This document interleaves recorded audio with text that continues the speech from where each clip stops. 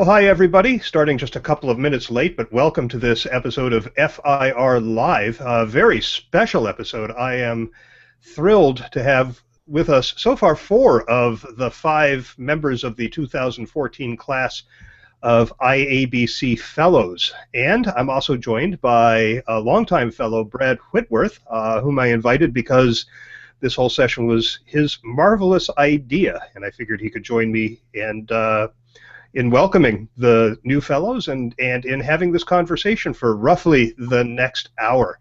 So why don't we do a quick round of introductions, and Brad, I see you in my set of windows closest to the left, so we'll start with you. Sure. Name is Brad Whitworth, ABC, IABC Fellow, work for Cisco in San Jose, and live in beautiful Northern California. It is a delight to be able to join this group and welcome some of our newest IABC Fellows to a very, very special group within IABC. 5 members of the 2014 class. There we go. The YouTube was playing with a little bit of a delay. Sorry about that. So, back to you, Brad. Back to me. Okay. Hi, I'm Brad Whitworth, ABC, IABC Fellow, past chairman of IABC. Love to be able to get together with this group, and so glad to see the new members of the IABC Fellows Circle, the class of 2014, joining us. So a chance to meet and have a chance to talk with all of them today. Great. You're next, Mark. Hey there, this is Mark Schumann, ABC, from today, the beautiful, rainy, dreary southern Connecticut. I recently joined a consulting firm called the Siegel Group as the National Practice Leader for Communications, and I'm having a great time based in New York City. And I'm obviously thrilled to be among this very special group of people. I think between us we have so many years not only of service to the organization and the profession, but we've been friends for a really long time. So it's just a great opportunity to get together. Thank you. Yep. And George. Hi, George McGrath, dialing in from New York. I'm managing principal of McGrath Business Communications Consultancy in New York. Former international chairman of IABC, New York chapter president. Involved in this organization for many years, more years than I can count, and delighted to be here with a great group of fellows today. You're up next, Jen. Oh, I thought you missed. I thought I saw John next, but here I am. Jennifer Waugh, ABC MC, and I'll say out loud for the first time, IABC Fellow, and very proudly. The MC stands for Master Communicator, which is the highest award given a communicator in Canada, which I'm very proud of too. I'm in a little bit rainy North Vancouver, BC, Canada, where I own my own consulting firm, Forwards Communication, and where I practice my passion for storytelling, which has been a lifelong pursuit of mine. It weaves well into my IABC life too, where I've held many leadership positions, from chapter president to regional chair to member of the IEB and all sorts of other committees. Many of you who know me might know my evangelism for IEBC's accreditation program over the years, and I was proud to have seen that through to its completion in the last year or so. So thrilled to be here, and thanks for setting this up, Shel. It's my pleasure. And John. Thank you, Shel. John Deveney, ABC APR. I am broadcasting in from Magazine Street in the Lower Garden District of New Orleans. I've had the good fortune of serving on IABC's International Board and served in other capacities. Right now I'm working at trying to get some international speakers to come in and speak to the local chapter. It's just a great honor to be included in the IABC Fellows group. It's a group of mentors and friends and rock stars that our profession has.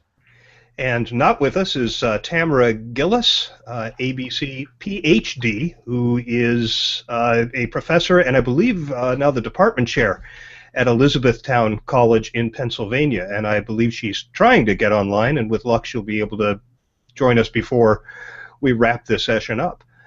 So before we start talking, it might make sense to spend a minute or two on what the Fellows Program is. It is the highest honor that IABC bestows upon members. And Brad, I know that you have been involved on the selection committee, have been involved in rethinking the role of the Fellows and the charter of the Fellows. Do you want to talk for just a couple of minutes about the criteria and what the program is and how it works?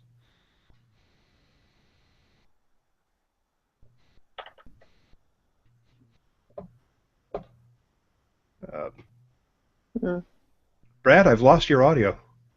Oh, there you go. is it back again? Okay. It is. Yeah. We can certainly bat it about, and you can probably fill in the gaps as well as I can, Shel, because you've also been on the selection group, and it's an honor to be able to look at these nominations, because we usually get many more nominations than we have slots to fill. We're limited in the sort of the number that we can bring in. I think of it often as the IABC's answer to perhaps the Baseball Hall of Fame, where the baseball writers all get together and figure out who gets admitted to the Hall of Fame this year. Or you could probably think of it as the Lifetime Achievement Awards and some of the other fields, whether it's the music things with the Grammys or the Oscars and the movies. So, it is that looking at what kinds of contributions has someone made to the profession. What kinds of contributions has someone made over their career to the IABC, whether it's at a local, regional role? It's also what kind of an impact have they had in terms of speaking, writing, authorship, those sorts of things, and sort of what has their personal career looked like as they have moved from that very, very first job out of school to the position that they hold today. And we take all of those factors into account. There's a team of about 5 fellows who review all of the submissions, the nominees for the year, come up with a recommendation, pass that in front of the International Executive Board for approval, and then the group, the new class each year, is introduced at the World Conference several times, as our new inductees will find out.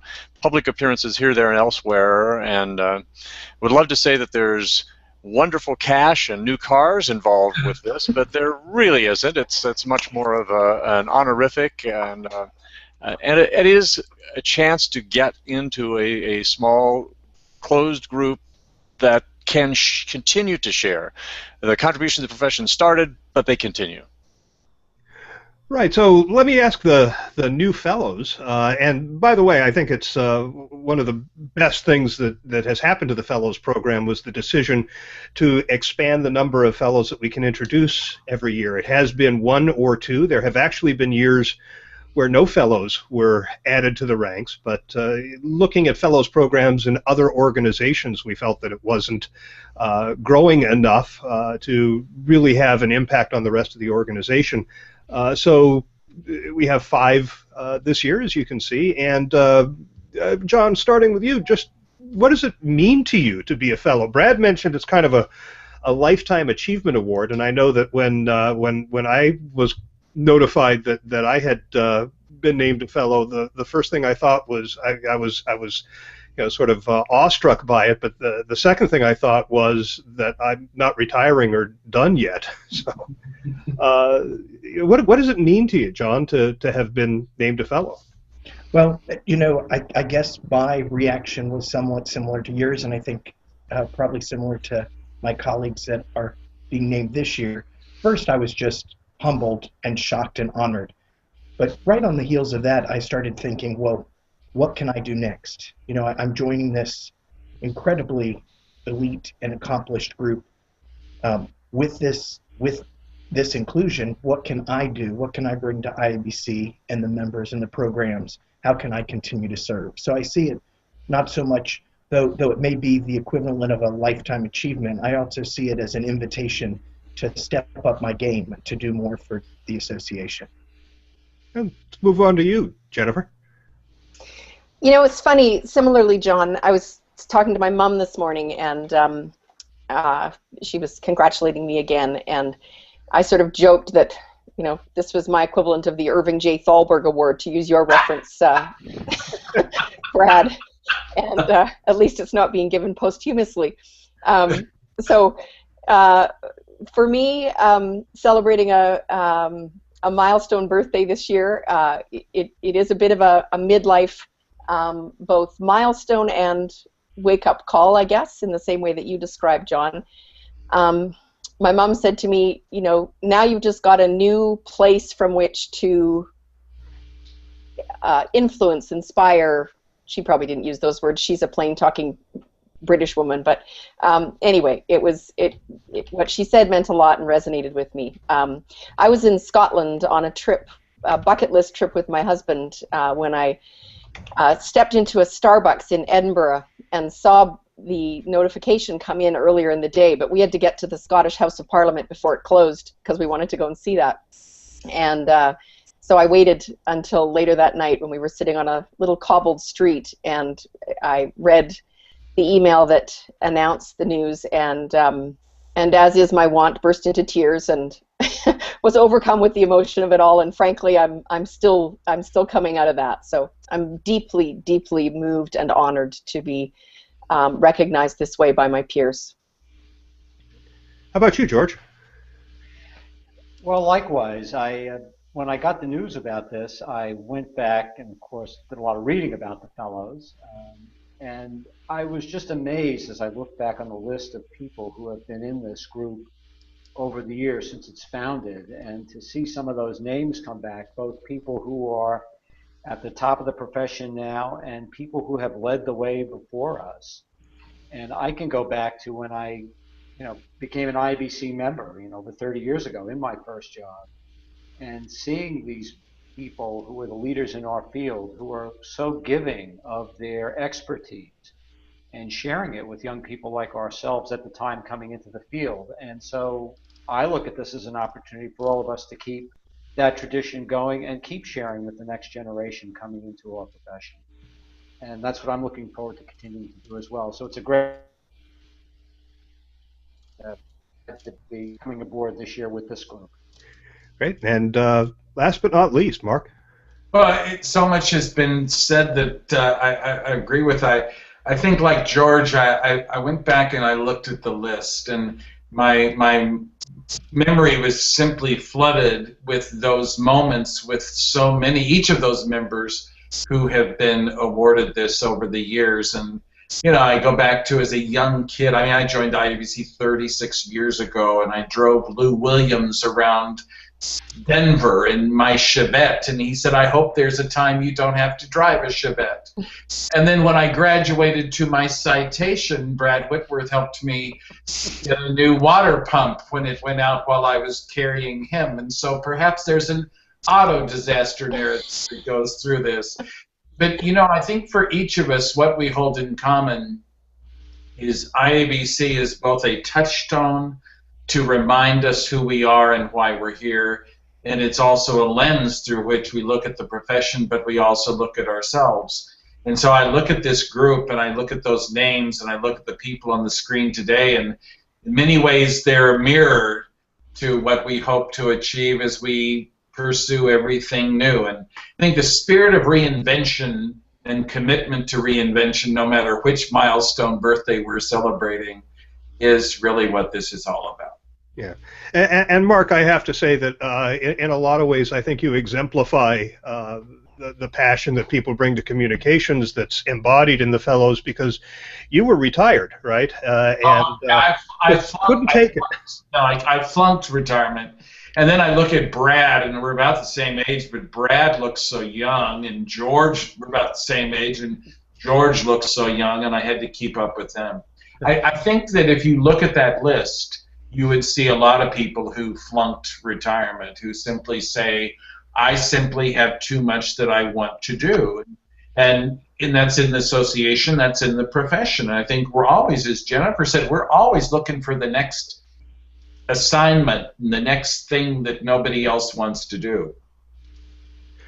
Well, when I first became a fellow, as I say, I was incredibly honored. Also realized that most people in the association didn't know what the fellows were.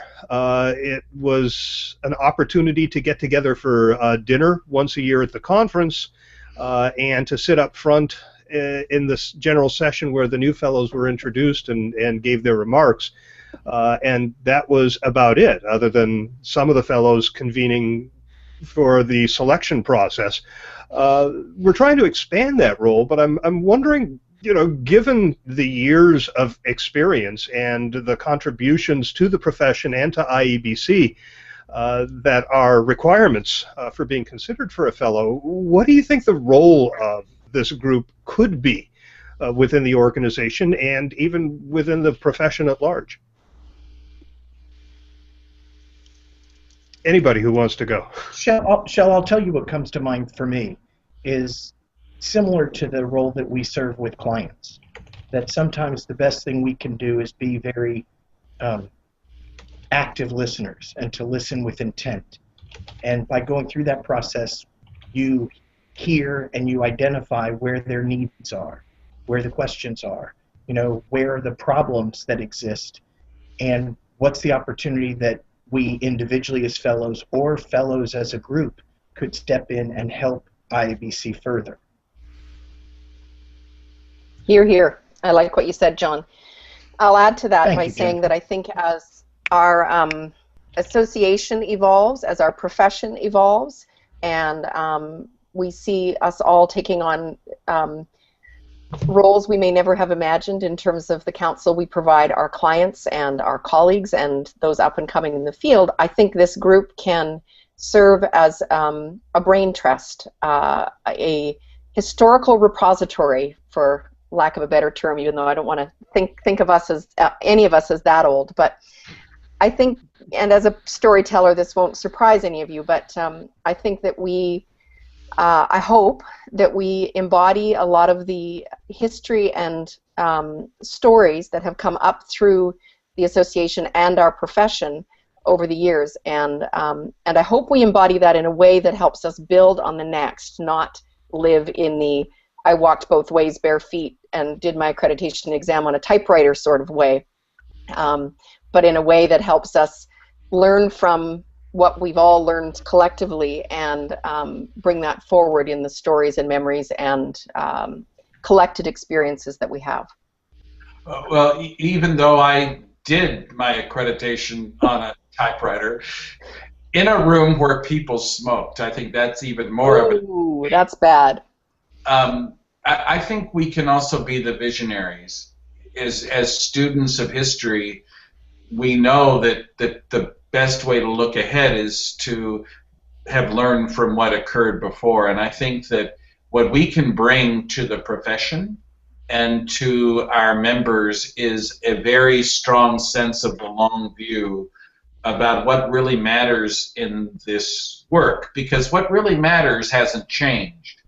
What has changed is all the ways we screw it up and all the things we let get in the way and the interventions that we can employ to try to create the connection. And so I think we're the great visionaries. I want us to get together and just like look in our crystal ball and say this is what we see our profession can mean. Mm. Well, what do we see that the profession can mean? What's the state of the profession from your perspective, and where are the greatest opportunities for a group like this one to make a contribution?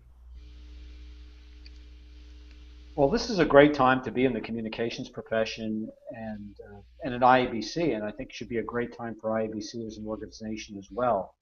IABC has always been about, more so than I think a lot of the other associations, about integrated communications, because it brings together people from all the communications that's really different about it. And why I've stayed involved in IABC as my career progressed from internal communications to external to public relations agency work. I stayed with IABC because of the diversity of the organization, both in terms of people, the disciplines, the richness of ideas. And that's, when you think about the communications field today, that's really where we're at. We're all about integrated communications planning, all these disciplines working together. It's about communication as true communication, dialogue, interaction, not one-way communication or press agentry. IABC has always stood for those things and worked to advance the knowledge in those areas. So I think should be a great time for this association, a great time to be an IABC member, and a great time to be a practitioner in our field, and with it, and helping to bring the next generation along as well. Boy, I think George really hit it there. The marketplace, the profession, it continues to go through dynamic wave after dynamic wave of change. With my firm, started 18 years ago as a public relations firm, but as George said, the marketplace and the industry is changing, and it's all about integrated communication. So, 3 years ago, we added an advertising division. Last year, we added a digital division to the firm. We've basically tripled in size, and I think some of the opportunities and challenges that led to those growths and those opportunities are the same challenges and opportunities that our members are facing, and actually that people that are not yet IABC members are facing. And I think part of the role and the opportunity and the call for IABC is to be that place, as George described, that these members and even people that aren't members yet can come into IABC and find answers and resources and mentors and colleagues that can help them navigate and chart the changes that are happening either in their careers or within their organizations or within the industry as a whole. That's beautifully. Oh, I'm sorry, Brad. Go ahead. No, I was going to say I love this idea of looking at the future, that everybody's been resonating on the theme.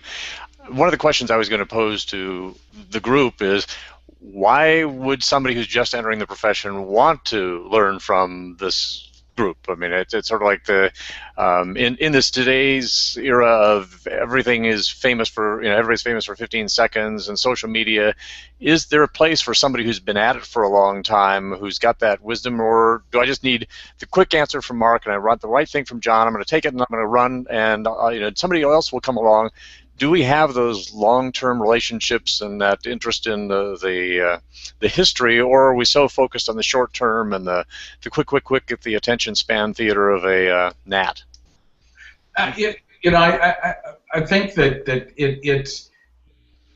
it's yes, and yes, and I think part of the yes is that what it takes to really connect people is still the same experience that it was when we started, whenever we started.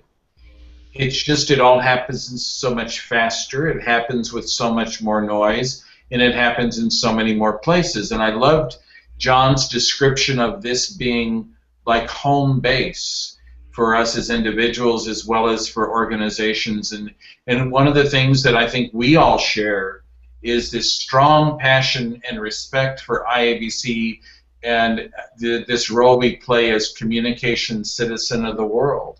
And there are many communicators and people interested in our content in many countries where it's not as easy as we traditionally find it in the more developed parts of the world. And I think that as we step up and play that role of citizen of the world, it's an incredible opportunity for people of any age to see the possibilities.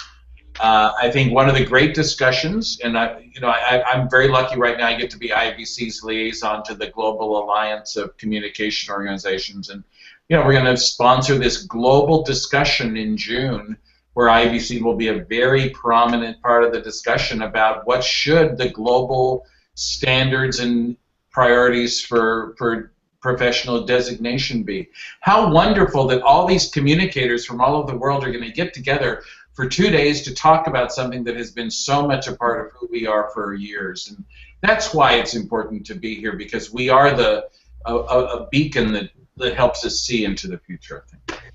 But is that the real value that IABC brings to communicators? I think one of the challenges we face is that our value proposition for years has been based on networking and professional development. And the argument I get from people when I talk to them about belonging to an association is that they get all of this through social channels and the access to information on the web, in addition to things like free meetups and breakfasts and unconferences where they don't have to pay dues. I get the pushback that I've got a network through my Facebook and my LinkedIn channels and the groups that I'm part of, and I can take these massively online open courses, MOOCs, and free webinars and the like. Why should I pay $300 a year to be a member? So is part of it that coming together with people who have a lot of experience? What would you tell somebody who was asking about the value of membership today? I would. I'll take a stab at that. I think everything's changing. Everything's different in from one nanosecond to the next. And although many of us have seen a lot of those changes go by us, I, for one, and I'm sure the rest of you join me, am as excited about what's to come as I have been about what's been. And that sounds cliche, but I mean it. I get as much from a conversation with a brand new, fresh out of school 21-year-old. I learn as much from them as I can even imagine they learn from me. I don't know what they learn from me, but I get as much from them. I get more from them as they learn from me. So I guess I still see the importance of an association, albeit a redefined association, and I think IABC is going through the growing pains that I know many professional associations are in terms of redefining itself and revaluing its proposition. But I think we still serve as an important watering hole, whether that's virtual or in person, which is always my preference when it can be. And I think, I've been practicing what I call storytelling for over 20 years, and years ago people would sort of furrow their brow and think I was some hippie talk term for corporate communications. And now storytelling is the new buzzword. It's the new black, and it is for a reason. It's because people are looking for authentic connections and authentic voices and authentic conversations, and an organization like IABC, and I won't even say like IABC, IABC very specifically has a culture which encourages and provides an opportunity for those conversations to happen, and that is absolutely crucial for any of us at any stage in our career, because if we're not having those conversations, then we're not continuing to move forward. So I remain passionate for IABC and its role in shaping where we go from here. Anybody else have thoughts about why joining?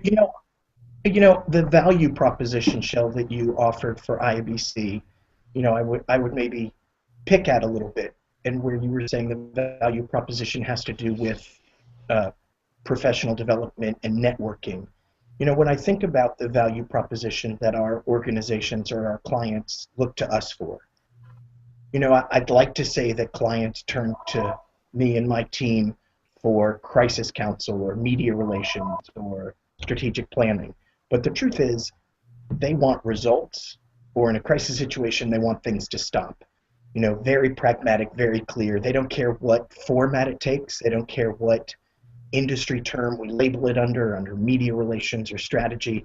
And I think that's true for our members and for our fellow professionals in general. I think when IABC is not delivering results, when IABC is not a resource that makes me a better professional, that makes my work more effective or more successful, when IABC doesn't help me progress and grow professionally and personally and financially, then we abandon IABC. And I think just looking at this panel, clearly this is, clear praise for IABC when people have been members for 3 decades. And clearly every year, IABC is living up to that value proposition and that expectation that I'm going to walk away better personally, better professionally, better prepared for the challenges of tomorrow, thanks to IABC. And whether that's IABC in-person meetings or international conference or online meetups, doesn't matter. It's the results, the bottom line. That's where the value is, and that's where the value has been for IABC. John, you're so right. I'm really lucky in this new gig. I'm surrounded by these young people who are really smart. And one of the young people in our group found this job through IABC, and he was sitting in Omaha, Nebraska, and he said, I think I'd like to work in the Big Apple, and who could help me get to the Big Apple? But IABC could help me get to the Big Apple, and through IABC he found this job. And it's from him and looking at him and seeing what this place can be to do just what you described, John. It becomes that home plate. It becomes that mirror. It becomes that lens through which we can see and we can always grow. And I think that where the classic experience of you get what you put in. And the great thing about IABC is that there are so many ways to contribute. Every time we contribute, we learn. This is the best leadership development place you could ever find, because as I've said to many people, there isn't any kind of person you won't meet here and won't learn how to work with as you work with here. And so I think that that opportunity to always use this as a partner in personal and professional growth is the ultimate value. Yeah, over the years, there have been a lot of changes that we've seen in the profession, thanks to our longevity. I remember the introduction of desktop publishing, and then email, and the web, and now social media. If somebody recently asked what I thought the most dramatic change was in the role of the communicator, and I thought about it for a minute because there's so many possibilities, and what I finally landed on was that we have shifted from being just the creators of communication that get disseminated to the facilitators of communication by representatives of the organization who are not communicators. We have thought leaders who are blogging. We have professionals who are doing tweet chats. We have contributions from employees in a great example was during the holidays when UPS was hit with a lot of criticism because they weren't able to deliver packages by Christmas. Their own drivers were jumping into the Facebook discussion and defending the organization. These weren't circumstances that occurred much before the whole advent of digital communication. That's my perspective. What's the biggest change you've seen over the course of your career? I would say that the biggest change that I've seen, and it's been obviously driven by the technology, is the fact that we now live in an environment of always-on communication. And I think that's the expectation, certainly of our clients, of our CEOs, of our bosses, is that they expect the professional communicator to be totally tapped into what's going on in the environment out there, whether it's social media, whether it's being covered in the mainstream media, and tuned into both opportunities for the organization and threats to the organization, and be able to deal with them very much in real time, 24/7, 365 a year. You know, again, we all started out doing this 5 zillion years ago in the Triassic period. It was like, well, it's time to go home. You could take work home and work on it at home, but you brought it in the next day. Then we got Federal Express, and it's like, well, now you got till 9:30 to get it out to somebody tomorrow. Well, now, as we know, it's just going on all the time, and that, I think, you've got to have a posture, both in terms of how you structure your communications function, but also your own just attitude, that you're sort of always ready and always on. It's just like being the player in the in the baseball field. I mean, I remember watching my son in Little League years ago, and he was out and good kid, but like out in left field, and I would say, hey Kevin, when you're in that game, you always sort of have to be on. You got to you could tell the kids who are into it, they're kind of in the crouch, ready to jump in and dive for the ball. And these days, we all have to be ready to do that, to make that move, to move quickly. As you get a little older and arthritic like us, it gets a little bit harder to move a little quickly, but that's why we have all these wonderful young people coming into our field, and why it's great to work with them, because they do get your energy level up and get you. I would to offer a challenge. I think one of the other changes that we're seeing in the industry that we haven't quite figured out is a big shift from what I've called sender-centric communication to receiver-centric communication. We've sort of been in that one-size-fits-all mass media approach to a lot of things for the longest time. And I think one of the challenges that we as a profession are going to have to come to grips with is that we sort of had it. Everybody's communicating, but everybody wants to receive information when they want it in their medium at the right time, in their, whether it's in short tweet versions of things or longer essay versions, or I want to get it in video, or I want to get it in email. We're going to have to start to address that.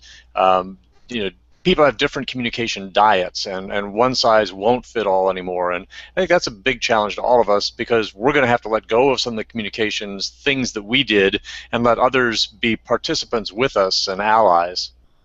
Yeah, Brad, I think your description of we have to let go is absolutely right on, because control, or the change of control, and now a total lack of control, is a huge change. And so I think part of that shift is from how an organization, what an organization says, how an organization describes itself, to what an organization is. And I think that our role in understanding the stakeholder and what the organization must be in order for that stakeholder to feel fed is paramount to the contribution that we make. And I tell folks I work with all the time, the most important thing we bring to a meeting is not the ideas of how to reach people. I can find them anywhere. It's what is going to work for the people that we're trying to nurture relationships with. That's the command that we have to have.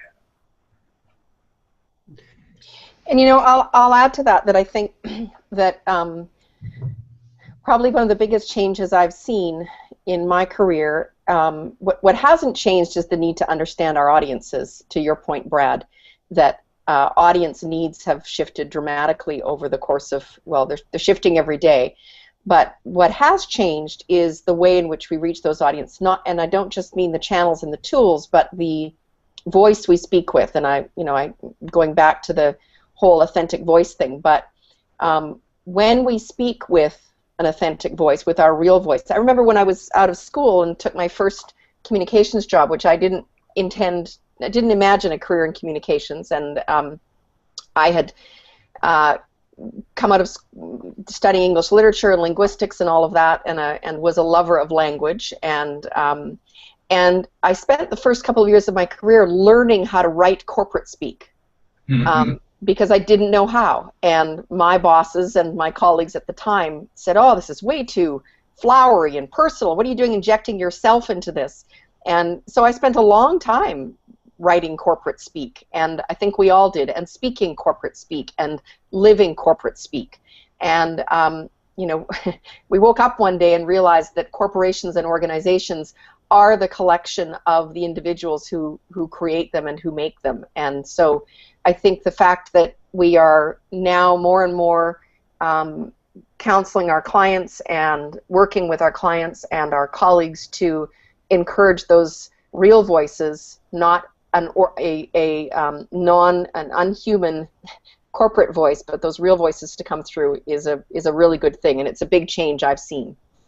Don Ranley, another IABC fellow, famously said once that there's a point where almost every communicator stops communicating to their audience and starts communicating to their boss, showing that they can sling around the same jargon that the boss does. I've been fortunate to work with some great bosses and great clients who are themselves great communicators, and the thing that distinguished them of their communication. I worked for a CMO who said, "Our mission in this company is really simple in marketing. We want to sell more things to more people for more money." And there's a lot of hearts and flowers you can put on it, but at the end of the day, that was the goal, and it focused people very clearly on what we had to do. Now, obviously, there was a lot of detail that flowed out of that in terms of the programs and things we're working on. And I think today, in this cacophony of voices here, what Jen's talked about, telling a clear story, understanding the power of storytelling in engaging people with our message, being authentic, is the key to connecting with people, and very importantly, with the people we work with and with our stakeholders. Over the course of your career, was there a moment in IABC that really cemented your relationship or was particularly epiphanous? I mean, for me, it was at a conference. It was the first time I heard Roger Dupree speak. And the insights that Roger offered in his presentation had me sitting up in my seat and saying, "This is important. I need to pay more attention to this." Was there a moment like that for you? Roger Dupree, IABC fellow. IABC fellow, yeah. Yeah, I had one. It was I mentioned a little bit ago. It was driving Lou Williams around when he came to visit the Colorado chapter, and Chevettes drove very slowly, so I couldn't get him to anywhere very quickly. And I just used every moment to ask him, how does somebody become you, and how does somebody grow, and how does someone know what to do and to be, and I still, those are the best pieces of advice, and also how do you change a tire that I ever received. Anybody else have one of those moments? For me, I think I'm the hearts and flowers component of this conversation, but for me, and I was certain that was my role. For me, there are many, but I guess one that comes to mind as a defining moment would be, well, two things. One, early on when I was considering a chapter leadership role and moving into sort of a different chapter, up the ladder into a different chapter leadership role. And a friend asked me at the time, well, what do you want out of this in terms of professional development and all those things? And I just sort of, the puppy in me wagged its tail and said, I just want to belong. I just want a sense of belonging, and IABC has given me that. And so that, to me, is always where I test what I want to do next. Do I feel like I belong here in terms of the conversation and all of that? But I'll tell one quick other one, which is that when I wrote my accreditation exam, not on a typewriter, but on a very, very old computer where the keyboard didn't keep up with the screen, and where there was certainly nothing like spell check or anything like that. I failed, and it was a huge blow to my ego at the time. I was sort of riding high. I'd won a few IABC Gold Quill Awards and thought, well, I'm doing pretty well. And I failed and was cut down under my desk for a little while. And as a result of that, I decided that in my tribal way, I wanted other people who were pursuing accreditation to not have to go through it alone, which many of us had done previously. There were no structured programs. Chapters didn't offer support. If you were lucky, like many of us were, you found someone out there who was accredited and who could coach you a little about the exam. But I wanted there to be a sense of community around going through the accreditation process, and so I researched and developed and started over the course of a year in my own BC chapter an accreditation completion program that brought together a class of individuals and teachers through the year. It was a 10-month program that culminated in the exam, and it's probably the thing in IABC that I'm proudest of in terms of what it meant to me, but also because it chapters picked up the model and used it, and many accredited people, and them being accredited is an aside, but many people have said to me over the years that gave them a sense of belonging, and that gave them a sense of community that for them was important. So that would be it for me.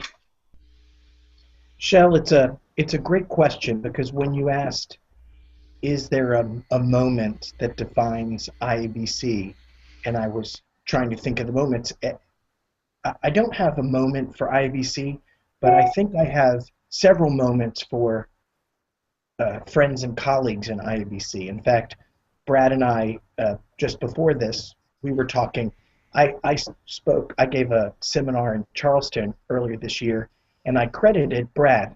I met Brad at the 1988 International Conference that was here in New Orleans, and I was on the local chapter board and asked him if he would come back and do a half-day seminar, and he did, on the professional development matrix.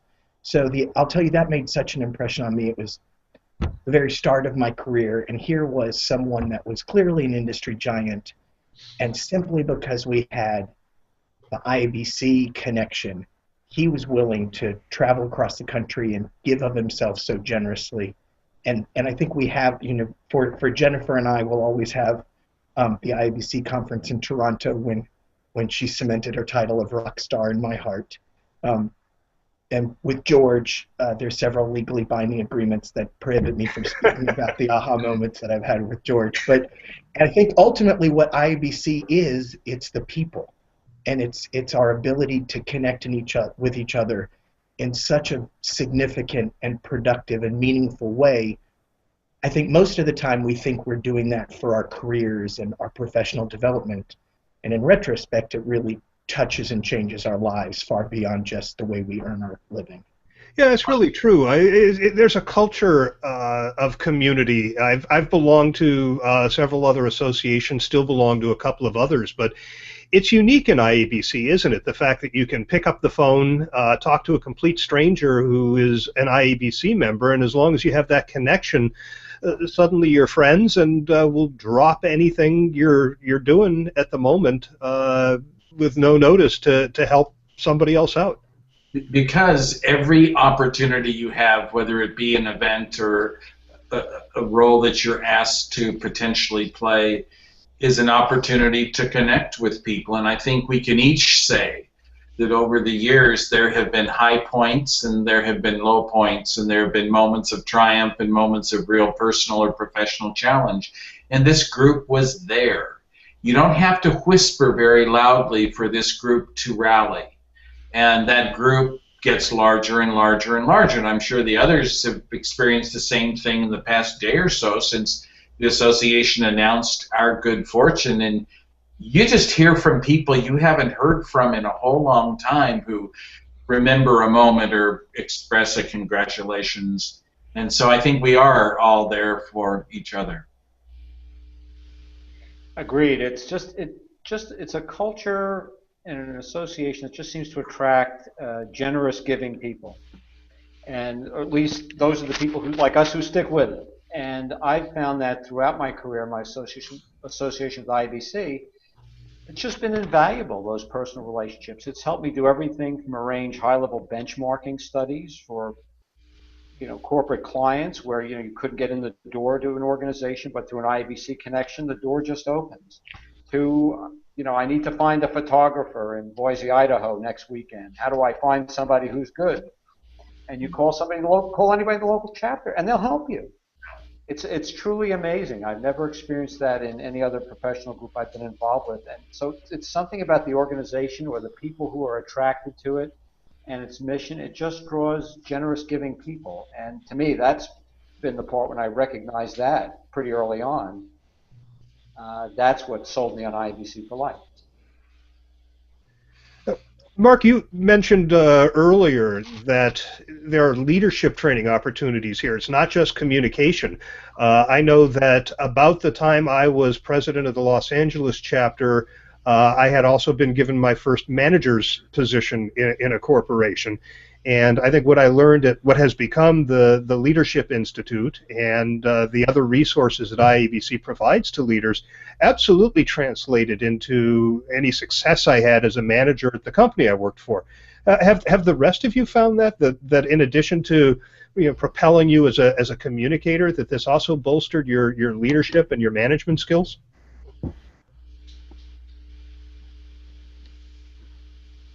Absolutely. I used to and still do call this my IABC experiences, my leadership MBA. As Mark alluded to, there is no personality that within IABC leadership you won't come across and need to learn how to have a conversation with in some way to some end or another. The skills at all places along the leadership spectrum are ones that I've implemented in my daily life as a consultant, and that's with my clients and also with colleagues and suppliers, from conflict resolution to attentive listening to and everything in between, to financial management, frankly, which I learned at the apron strings of my chapter on the heels of a president who took off with a bunch of money. All of those things for me have been aspects of leadership that I've learned through IABC and applied to the rest of my life. Frankly, parenting. Really? I'll add to that too. I think that could be the sequel to this discussion. Jennifer, what you say is so right, because it's as though, Shel, we all know because we live it and we counsel it and we see it, that communication is at the essence of effective leadership. Those of us who get to counsel leaders are always counseling their communication skills. What IABC enables us to do is to practice what we're sharing, because we learn through any leadership opportunity, whether it's of a project, of a chapter, or the larger things that this group has had the chance to lead, that ultimately it's about how we listen, it's about how we step down from the pedestal, it's about how we share, it's about how we learn how to include and embrace, and I think it teaches us what the essence of real leadership is. Well, as we wrap this up, Brad, I want to turn to you for a minute. The IABC World Conference is coming up in Toronto. You will all be there, being acknowledged for having been designated a fellow. But at this conference, the fellows are taking a bit more active a role. This is in large part due to the work that Joe Williams, IABC fellow, has been doing. But Brad, can you talk a little bit, just for people who are watching this between now and conference, what that special event is going to be? Yeah, on Sunday, there's an opportunity to spend time with fellows. And I think that an intimate sharing is probably a good way to describe it. Someone's even described it as speed dating with fellows, although it's probably more like speed learning with fellows. Something like 20 IABC fellows have agreed to come and share their knowledge both on specific topics and also some career topics with people who come and, in a sense, spend the day with us. And I think it's absolutely marvelous. Never have we had this sort of much horsepower in one room at one time. Someone said, when you look at the combined careers of this crowd, we have 600 years of experience, and that's just Roger Dupree. So I think we'll go a little bit more broad than that. But this idea of the circle of wisdom is the way it's being billed, is a chance to sit down in an intimate fashion, at a table, probably with 5 or 6 of your colleagues, 7, 8 other members, and talk to an IABC fellow, pick their brains. And you can tell just from this discussion how rich the experiences have been, how many great ideas that they have. If you invited any one of the communications people who represent IABC fellows in to do that sort of consulting in your organization, it probably would cost you a pretty penny as a consultant, but you have an opportunity to get it, in a sense, for part of your IABC conference registration fee. So I think it's a great way for us to be able to return to the organization some of our best thoughts. I think at one point we were just calling it the things that I know to be true. What is it that we have learned over our careers that we want to be able to share with the crowd, and do so in a little setting that's a lot different than a lot of the breakout sessions where you have someone at the front who's lecturing. This is much more intimate. Great. Well, any last thoughts before we conclude this session from anyone? No, other than just to thank you, Shel, for setting it up. I think it's a great opportunity. I will admit, I don't know if you've done this in the past, but I know that every year at World Conference, when it's time to name the fellows, I'll be the first to admit I'm sometimes distracted at conference. I might be looking at a device, or I might be chatting with a friend about plans we're making. But when the fellows moment comes at conference, I shush everyone around me, and I always have, because I'm so overwhelmed by the think tank of intelligence that I see up on that stage. And so and I'm doubly humbled all over again to see all of you on my screen and feel that even virtually. So thanks for setting this up, Shel. My pleasure, and I appreciate Brad forwarding the idea. Tamara, by the way, let me know that she figured out that it is her university network that has not allowed her in. She wishes she had stayed home to do this today. We'll all see her at conference. I'm looking forward to seeing all of you at each of the fellows events, and really appreciate you all taking the time to do this today. Thank you, Shel. Thank you, Brad. Thanks, Shel and Brad. Thanks. See you all in Toronto. Can't wait to welcome you to Canada. Take care, all.